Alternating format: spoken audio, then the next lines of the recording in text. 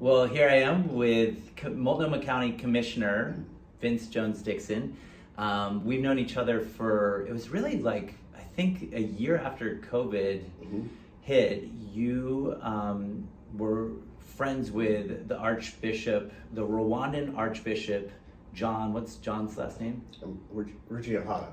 Okay. Yes. Yeah. Bishop John. Bishop John. Bishop John. Yeah. Who came to Portland in a really relevant way because he led a lot of the reconciliation and really tough work that happened in Rwanda 20, 30 years ago. Yeah. Bishop John, he was the chief architect of the unity and reconciliation process in Rwanda. And he was a direct advisor to President Kagame. And it started with the prison fellowship. So he developed the whole process with community and supported the president and community through the process over the course of about 25 plus years. Yeah, so really good mutual friend Ben Sand introduced us, and then we had about a dozen leaders on my back porch because you couldn't meet inside. So that was a really awesome experience. And so I thought we'd do this video because we believe in Portland. The way I define Portland is the whole region, and I think this is, a super privileged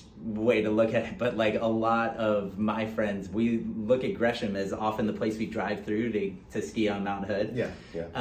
And so I just wanted to get from you, like what's going on in your area? Because I was just out there for lunch with our friend Brad Ketch, and man, it's like one of the most diverse, it is the most diverse region in the state of Oregon. Yeah. 70 languages are spoken there. It's like, a lot of our employees are living in the numbers, like it is a growing area and yet it is neglected. Yeah. It's, so what's your question? I guess the question, is a good point. Yeah.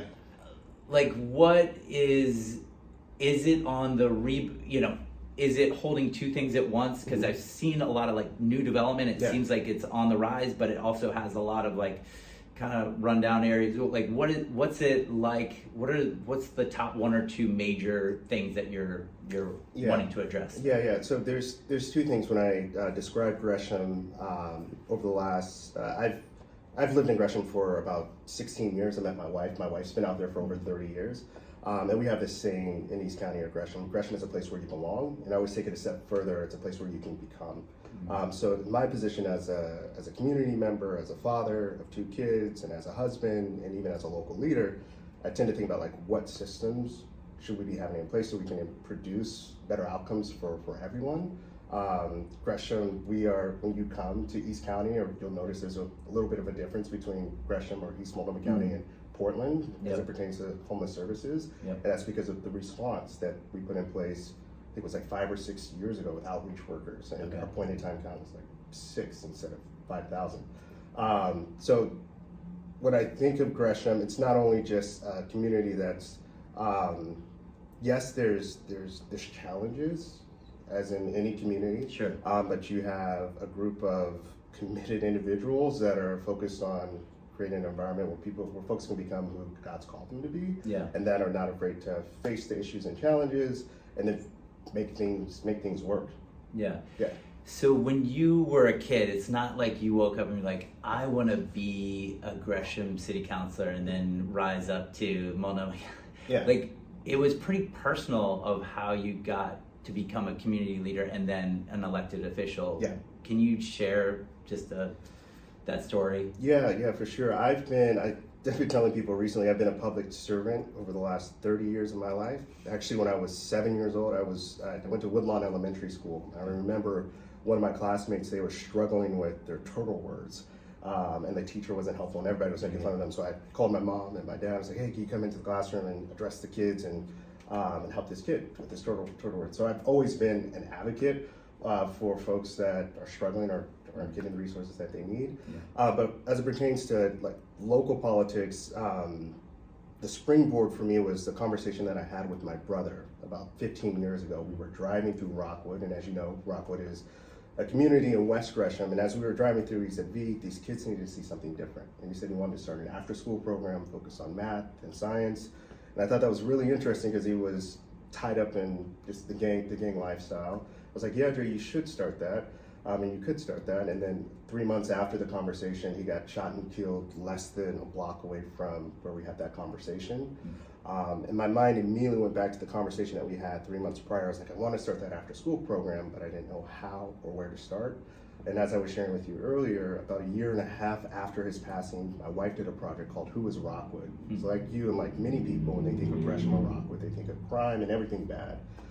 So as she was working on her bachelor's degree, her and her classmates got immersed in the community over the course of like a month or two, gathered stories. That's where we met Brad Ketch and the Rockwood CDC, and what they learned over the process was two things. One, Rockwood is a community that's filled with a ton of social capital. And number two, the same thing that my brother said 1.5 years prior, it's a community that's, the biggest disconnect is connecting community to resources. So they took that information, hosted a community meeting, and then my wife asked me to share about my relationship with my brother. And at the end of the presentation, 2 community members walked up to me with tears in their eyes, and they said, Vince, we were there the day that your brother passed. And they began to describe what they remembered. And they said 2 things. They said, 1, your brother didn't receive any medical care. 2, we recorded his final moments. Would you like the video? And in that moment, I was just like, what do you mean? To take in.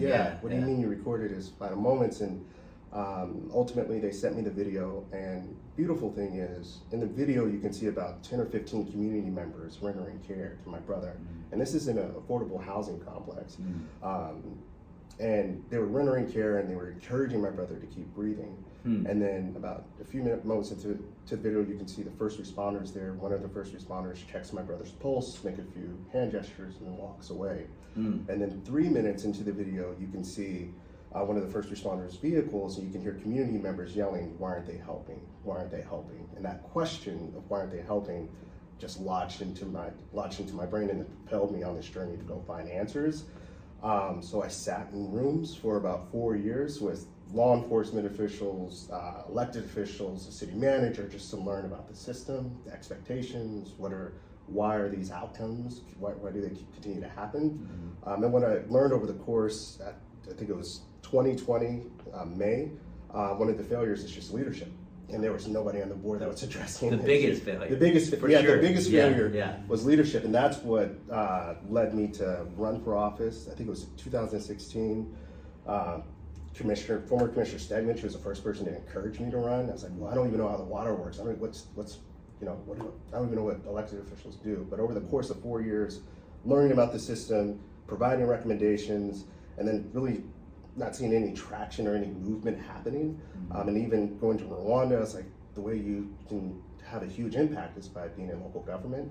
And then I felt that I had the maturity and the tools needed in order to address big problems and provide direction. And that's one of the reasons why Gresham is the way that it is. It's not perfect, but we've done a lot. Yeah, it's amazing. That's a long-winded. No, that was an amazing story, and so grounding in the real humans are always the source of inspiration to have a bias towards action instead of talking. I'm sure it was painful to just talk and listen for 4 years without getting stuff done, because you were basically absorbing all this so that you could get stuff done when you were elected. Yeah, I always come from a position, I think it's just how I'm wired, and then professionally, I didn't share this, I've been a funeral director for over 15 years. So didn't know that. Yeah, That's so 17 years. Yeah. Okay. Yeah. So I just had this capacity to sit, and I just have this curiosity too. Sit, learn, and then lead. So with that, we did a lot, especially around, I know it's controversial, public safety. I sat with the union president. I learned, instead of going through a process of defunding our law enforcement, we went through a process of defining what we're asking our officers to do, creating bridges where we can talk to the DA's office and our law enforcement, and went on ride-alongs, and then we were able to push our policies forward, and then there's other examples as well. Well, you've already described a lot of hard things that you've done, so I'm gonna get to the lightning round of the top 2 or 3 favorite places that you love to frequent or love to do in the region. 2 of the top, Things. Can be with your family, just, Yeah. or, what have you. Yeah, I love going to. I love listening to live music and going to the grocery store, just being in community and seeing the community. Live music in the grocery store? No, I love live music, and the first thing when you asked the question, I was like, I like being at the grocery store because I get to see and connect with people. Okay. Be with my people out in community. I'm gonna have to plug, the rodeo too, the 8 Seconds Rodeo, being in that environment with community and knowing that was a You were a vision. co-founder, right? Yeah. And your other co-founder is speaking at TEDx Portland. Yeah, April 26th. Ivan. Yeah. That'll be awesome. Yeah, so seeing, just being in community, the process is arduous, but just seeing the end product and seeing the just the impact that it has on not only the riders but the community at large. I love being in those types of environments. Yeah. But you'd never get on a bull, right? I might next month when we do our really? training. Okay, all right. One of our partners, Charles, he got on a bull last year. We we hosted one camp. We're going to host another camp. I probably won't, but I thought about it. He's like, you have to do it. I was like, no.